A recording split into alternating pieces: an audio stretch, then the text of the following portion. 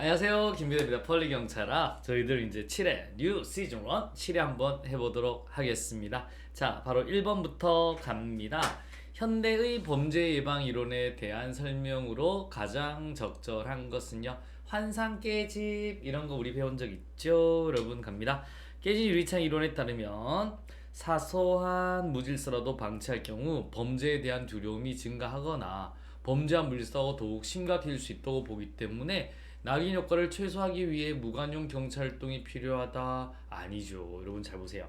우리 사소한 것도 패자라는 거예요. 깨진 유리창 이론에 따르면 사소한 물질서라도 방치하면 범죄에 대한 두려움이 증가하거나 범죄한 물질서가 더욱 심각할 수 있다. 그래서 무조건 패자. 패면 무슨 문제가 생겨요? 낙인 문제가 생기는 거죠. 그래서 낙인 이론을 최소화하기 위해 노노노노 낙인 효과가 나타난다 라고 보시면 되고요. 1번 틀렸습니다. 맞는 게 아니라 틀렸네요.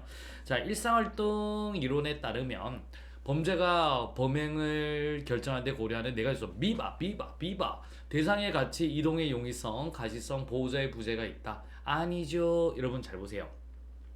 우리 코엔과 펠슨이죠. 일상활동 이론에 따르면 범죄자가 범행을 결정하는 데 고려하는 네 가지 요소는 비바입니다. 가치와 이동의 용이성과 그 다음에 가시성과 보호자의 부재가 아니에요. 여러분 아시겠습니까? 보호자의 부재는 이건 대감자죠. 대감자.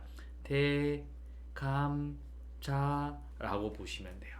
그래서 우리 value 맞죠? 그 다음에 inertia, 그 다음에 우리 가시성, visibility, access, 접근이 가능해야 돼요. 그래서 정답은 2번도 역시 아닙니다. 그래서 우리 세 가지 측면, 대상자와 있고 감시가 없고, 여러분 감시, 그 다음에 우리 기본적으로 누구나 다 범죄자예요.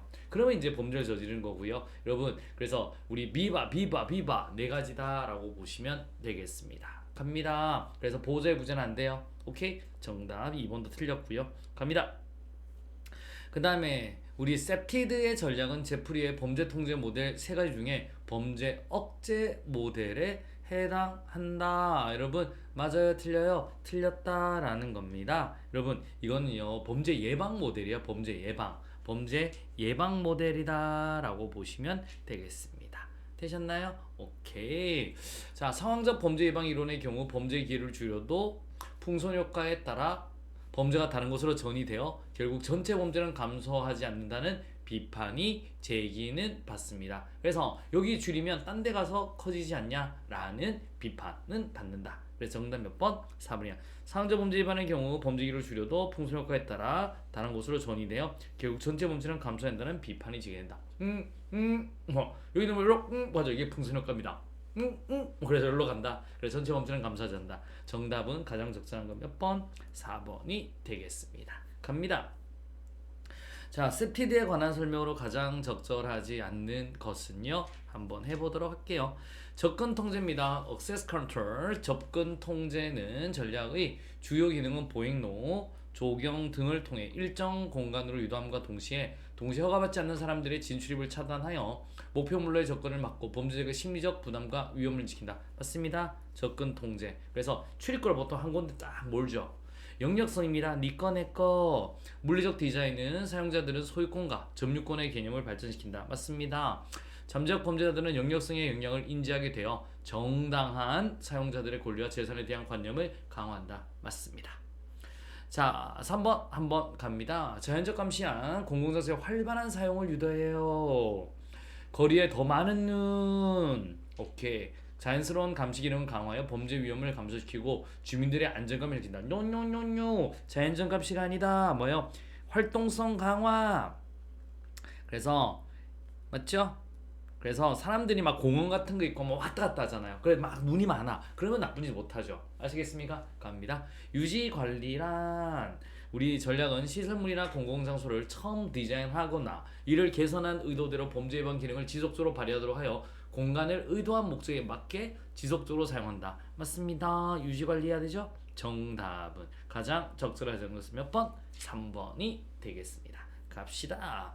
3번 되겠습니다. 또 셉티드 한번 가요. 적절하지 않는 것은요? 라고 합니다. 자, 셉티드는 근본적으로 효과적인 범죄 예방을 위한 방안으로 물리적, 환경 설계. 그러니까 환경을 범죄가 안 발생되게 하는 거예요. 재설계를 통해 범죄를 차단한다. 딩동댕동 되겠습니다. 자연적 감시란 뭐죠? 사각지대를 안 만드는 거랬죠? 자연적 감시란 건축물이나 시설물의 설계나 가시권을 확보한다. 그러니까 사각지대를 안 만드는 거예요. 외부 침입에 대한 감시 기능을 확대함으로써 범죄 행위 발견 가능성을 증가시켜 범죄 기회를 감소시킬 수 있다. 딩동댕동 맞습니다. 갑니다. 영역성 강화입니다. 니꺼 내꺼. 오케이. 사적 공간에 대한 경계 표시죠.